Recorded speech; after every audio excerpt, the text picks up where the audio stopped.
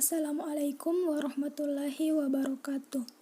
Baik, perkenalkan nama saya Ummul Hairi dengan nomor induk mahasiswa 20700118041. Jadi, di sini saya akan menjelaskan salah satu materi dari mata kuliah fungsi kompleks, yaitu deret kompleks. Baik, langsung saja kita mulai. Jadi, deret kompleks merupakan penjumlahan suku-suku dari bilangan kompleks.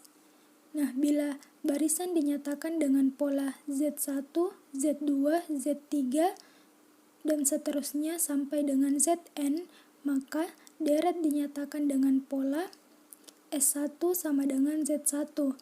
Ini merupakan jumlah suku pertama. Kemudian S2 sama dengan Z1 ditambah Z2 merupakan jumlah dua suku pertama. Kemudian S3 sama dengan Z1 tambah Z2 ditambah Z3 merupakan jumlah tiga suku pertama, dan seterusnya. Nah,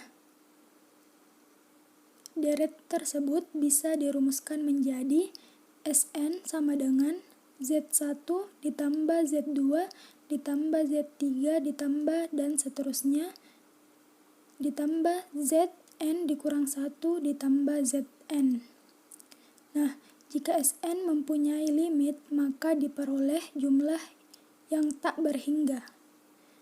Z1 tambah Z2 ditambah Z3 ditambah dan seterusnya ditambah Zn dikurang 1 ditambah Zn ditambah dan seterusnya.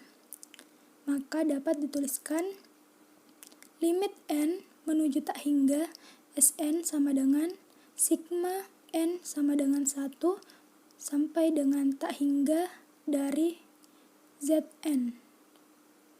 Selanjutnya adalah uji konvergensi deret kompleks. Uji konvergensi deret kompleks adalah pengujian suatu deret kompleks apakah deret kompleks tersebut termasuk deret konvergen atau semakin kecil atau termasuk deret divergen atau semakin besar. Nah, untuk menguji konvergensi suatu deret, kita dapat menggunakan beberapa metode. Di sini ada 6 metode. Yang pertama itu teorema divergensi, yang kedua uji rasio, yang ketiga uji akar, yang keempat uji integral, kelima uji deret berganti tanda, kemudian yang keenam uji banding. Nah, di sini saya akan menjelaskan satu metode, yaitu uji akar. Nah, di sini uji akar. Andaikan sigma Zn adalah deret dengan suku-suku tak negatif dan bahwa limit n menuju tak hingga akar n dari Zn sama dengan ρ, maka dirumuskan jika ρ lebih kecil dari 1, maka deret tersebut bersifat konvergen. Jika ρ besar dari 1, maka deret bersifat divergen. Dan jika ρ-nya sama dengan 1, deret bisa bersifat konvergen atau divergen atau dapat dikatakan uji gagal. Nah, di sini ada contoh soalnya. Sigma n sama dengan 1 sampai tak hingga 2 berpangkat n per n berpangkat 2 ditambah i. Ujilah konvergensi deret di atas dengan menggunakan uji akar. Nah, penyelesaiannya ρ sama dengan limit n menuju tak hingga akar n dari 2 pangkat n per n berpangkat 2 ditambah i. Nah, di sini ρ sama dengan limit n menuju tak hingga, kemudian akarnya itu diubah jadi pangkat, di sini berpangkat 1/n. 2 berpangkat n per n berpangkat 2 ditambah i berpangkat 1/n. Kemudian 2-nya itu 2 pangkat n-nya dikeluarkan. ρ sama dengan limit n menuju tak hingga 2 dikali 1 per n berpangkat 2 ditambah i berpangkat 1/n.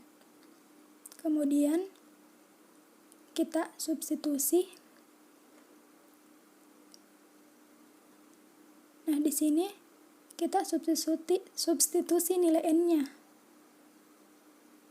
Rho sama dengan 2 dikali 1 per tak hingga berpangkat 2 ditambah i berpangkat 1 per tak hingga.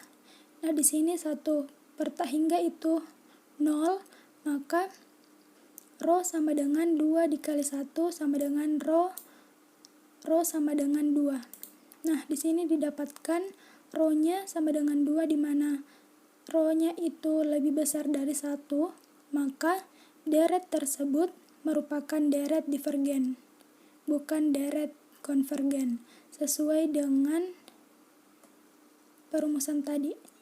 Jika rho-nya besar 1, maka deretnya bersifat divergen. Baik, mungkin itu saja yang dapat saya jelaskan. Kurang dan lebihnya mohon dimaafkan.